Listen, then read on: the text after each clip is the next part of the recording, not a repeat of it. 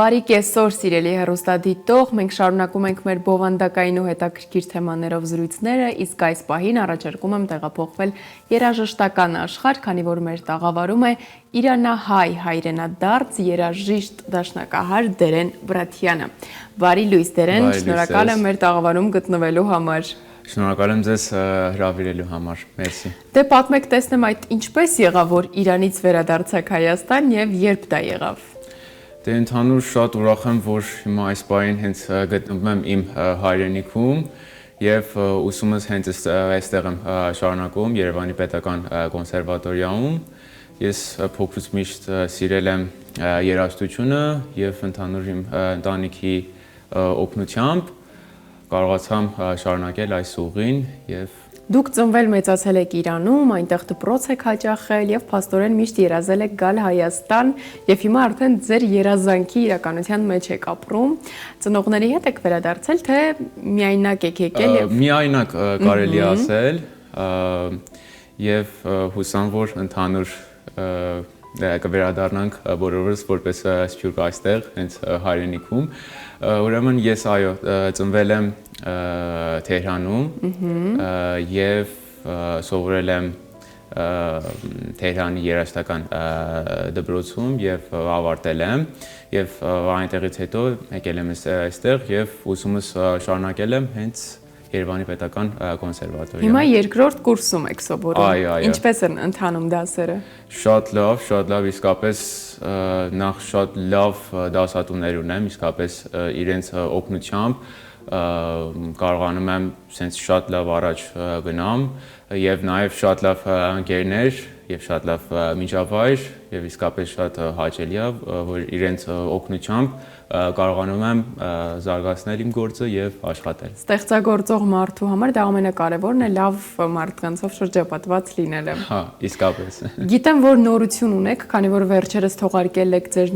նոր ալբոմը Կոմիտասյան երաժշտություն ձեր իսկ մշակմամբ։ Այդ ինչպես ստացվեց, որ ընտրեցիք Կոմիտասը, որոշեցիք մոտենալ այդ մեծությանը եւ արդեն ձեր իսկ մշակմամբ ներկայացնել իր ստեղծագործությունները։ Ուրեմն ընդհանուր դե մենք հայրենիքում մեծամասնություն ենք, բայց ընդհանուր սփյուռքում փոքրամաս ենք կոչվում, կարելի ասել, եւ ընդհանուր ճիշտ է որ Պարսկաստանում մենք փոքրամասնություն ենք, բայց ունենք մեր դպրոցը, մեր մշակութային կենտրոնները, բայց շատ մասամբ չէին ճանաչում մեր հայ ստեղծագործողներին եւ ընդհանուր հեղինակներին եւ սկզբից դա եղավ իմ աշխատանքը, որ անպայման ծանոթացնեմ մեր ընդհանուր մշակույթը, մեր հայկական ստեղծագործությունները եւ նաեւ հենց իմ մշակումով կարելի ասել։ Որ ստեղծագործություններն եք ընտրել, որը որ ձեր իսկ մշակմամբ եք ներկայացրել Կոմիտասից։ Այո, ընդհանուր միայն Կոմիտասից չի, կարելի ասել։ Ահա, բացի Կոմիտասից ալբոմում կա նաև այլ։ Այո։ Ընդհանուր ժողովրդական ստեղծագործություններ, որովհետև գիտեք, ոնց է իմ ընդհանուր Պարսկաստանի մասն եմ ուզում խոսամ, նրանք ընդամենը շատ մասամբ գիտեին ուղղակի Արամ Խաչատրյանին, մեր մեծ կոմպոզիտոր, բայց մենք նաև ունենք այլ մեծամեծ կոմպոզիտորներ, Արնո Բաբաջանյան, մեր մեծ Կոմիտասը եւ նաև մեր կարելի ասել տենց նոր կոմպոզիտորներ նաև Ռոբերտ Ամիրխանյան եւ այլն եւ կարողացամ այդպիսով հենց իմ մշակումով աշխատել եւ տարածել եւ ծրել է տենց կարելի։ Երբ վերցնում ենք որևէ մեծ կոմպոզիտորի ստեղծագործություն եւ փորձում ենք մշակել ներկայացնել մեր ներկայացմամբ, շատ կարեւոր է այնպես անել, որպեսզի հենց օրիգինալ տարբերակը շատ այսպես ասած չվնասենք։ Այդ հարցում ինչպես ես դու կարողանում աշխատել, որպեսզի նաեւ պահպանենք այն, ինչ որ կա հիմքում։ Դե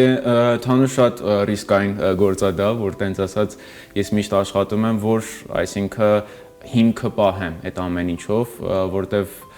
եթե այդ հիմքը արդեն փլուզվի, արդեն ընդհանուր այդ երաժշտությունը չի կառուցվելու, բայց բարեբախտաբար իմ դասատուների օգնությամբ, իրենց կարծիքներով կարողացան որ ամենաճիշտ ձևով տարածել եւ այտենց անգլերեն ասած publish հրապարակել, այո, հրապարակել կարելի ասել։ Ես ուզում եմ հարցնել նաև ինչպես են արձագանքել ձեր դասախոսները կոնսերվատորիայում, երբ լսել են այս երաժշտությունը։ Ընդհանուր շատ լավ շնորհակալ եմ։ Քննադատողներ եղել են։ Կարելի դե ընդհանուր գիտեք ոնց է, որ դե վերջապես որ լսում են, դե բոլորը տարբեր կարծիքներ ունեն, այտենց կոնկրետ չի որ այտենց ասած միատեղ լինի այդ ամեն ինչը, ես ընդհանուր մինչև այստեղ այս հաջողությունները որ ստացել եմ ընդհանուր իմ ընտանիքիս օգնությամբ եւ դասախոսների Մարնետ Մարգարյան, Զարուհի Ղազարյան, Քրիստինե Իսկանդարյան եւ բոլորին կարելի ասել, որտեղ այնքան շատ են,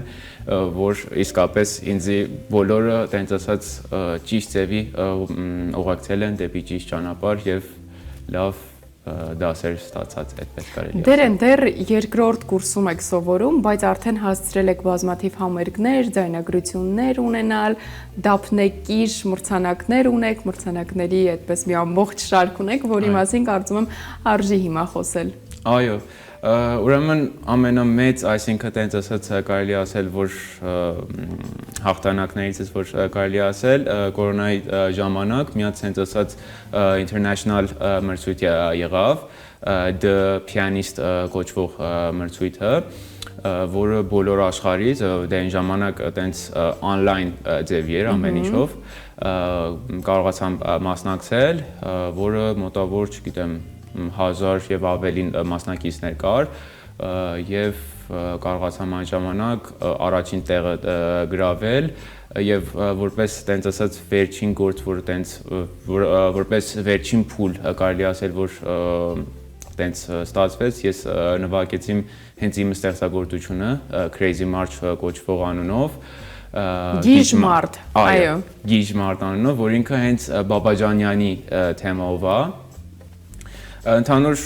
շատ մասամբ կարծիքներ կար, որ ասում էին, դե հա, դու տենց ասած Բաբաջանյանի գործերն ես նվագել, դրա համար է տենց պատճառ եղել, որ ստացվե, ես կարող եմ ասեմ, որ դեռ այն ժամանակ ես Բաբաջանյանի ստեղծագործություններին ոչ մեկը չէին նվագել, բայց ուղղակի երաժշտություն էին լսել եւ կարելի ասել, որ դա ազդեց իմ վրա եւ կարողացամ այդպիսով շարունակեմ եւ այդ ստեղծագործությունը կատարեմ, որը շատ մասամբ, այսինքն լավ sense positive ձևի լսողներ, որ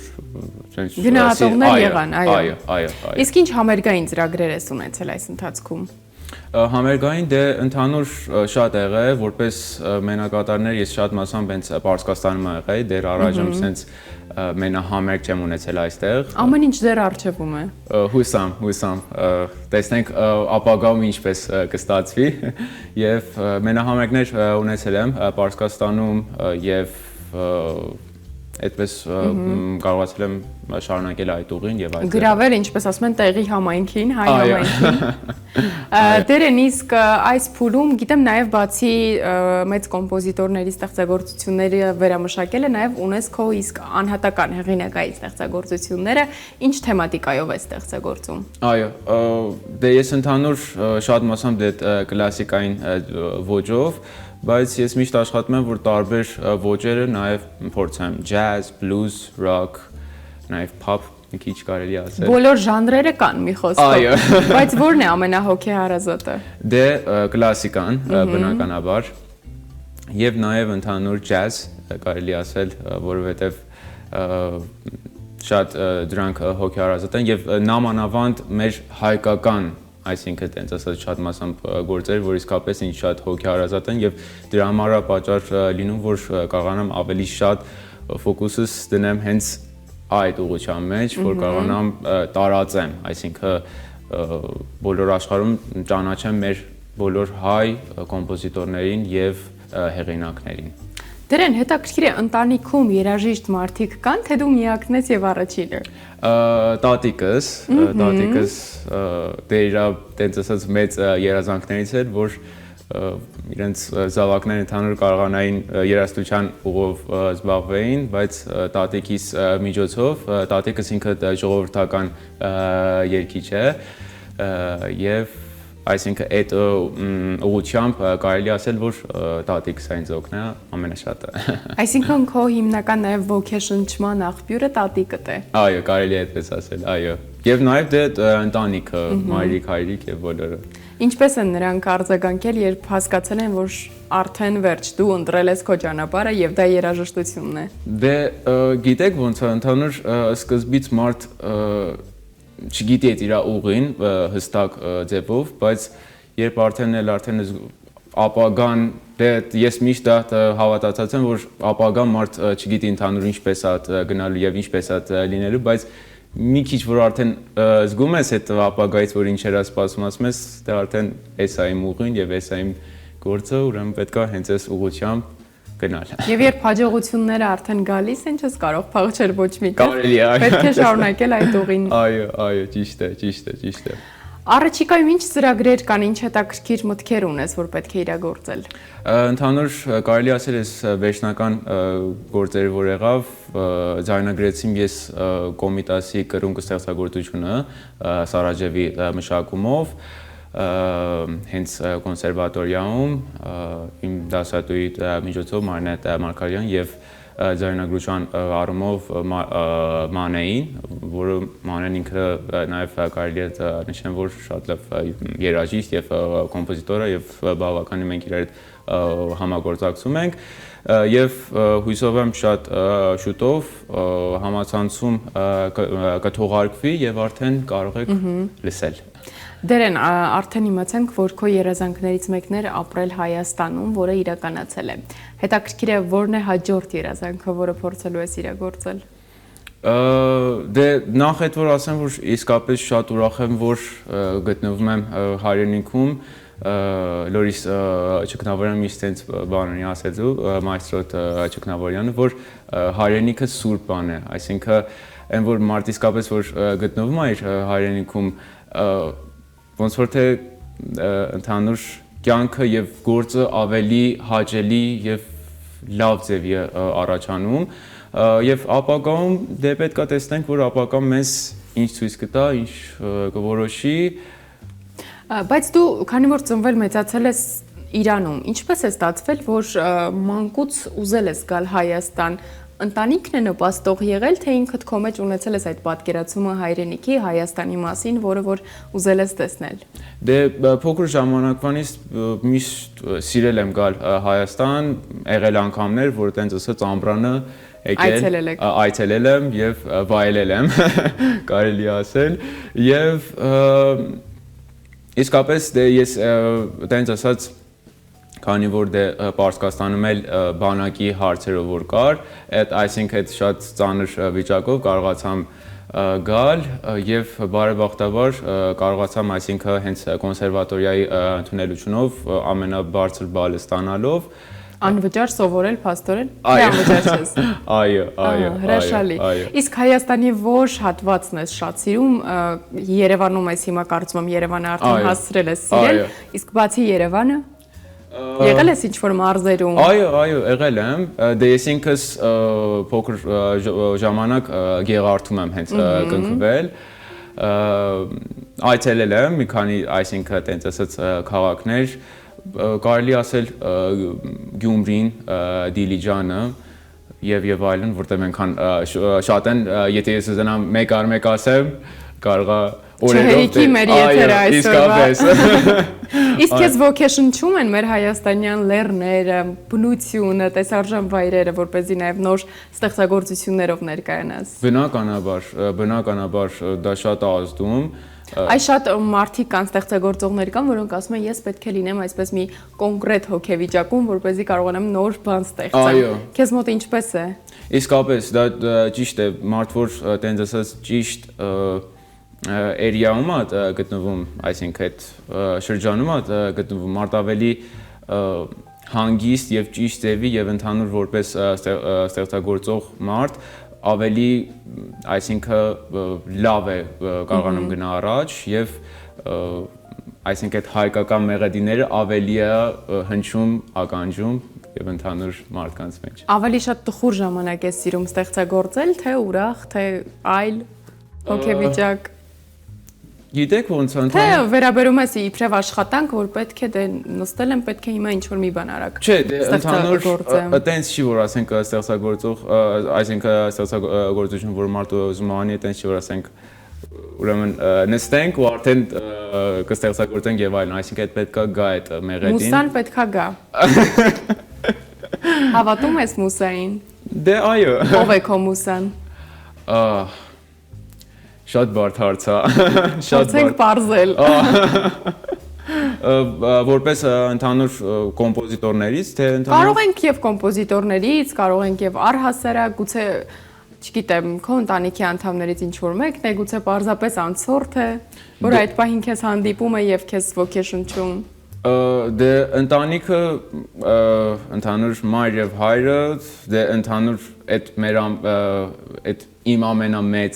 կարելի ասել սփորտներն են, մեր աջակցողներն են, մերսի շատ օգնելու համար այդպես աջակցողներն են եւ դրանից հետո դասատուները, ես նորից ուզում եմ շեշտեմ, որովհետեւ իսկապես եթե նրանք չլինեն մեր կյանքում չեն կարողանա մենք զարգանալ, առաջ գնանք եւ մենք չպետք է երբեք մոռանանք մեր դասախոսներին եւ նաեւ կոմպոզիտորներից ես բոլոր մեր հայ կոմպոզիտորներին շատ սիրում եւ շատ հարգում եմ, բայց ամենամեծը կարելի է ասել մեր մեծ կոմիտասը եւ Բաբաջանյանը, Արնո Բաբաջանյանը։ Այո։ Շնորհակալ եմ շատ դերեն մեր տաղավարում գտնվելու, քո այս դրական աուրայով մեզ շրջապատելու համար, քեզ մաղթում ենք նոր հաջողություններ։ Շնորհակալ եմ շատ ձեզ հրավերի համար եւ շատ հաճելի զրույց ունեցանք։ Մերսի շատ։ Սիրելի հեռուստադիտող, այսպիսով ամփոփենք մեր այսօրվա եթերը, շնորհակալություն ենք հայտնում նաև մեր գլխավոր գործընկերոջը Արփինետին մեր այս գեղեցիկ եթերն ապահովելու համար։ Տաղավարում ձեզ համար աշխատեց Աննա Կոստանյանը, ձեզ խաղաղ եւ հաճելի հանգստյան օրեր, իսկ մենք դեռ կհանդիպենք։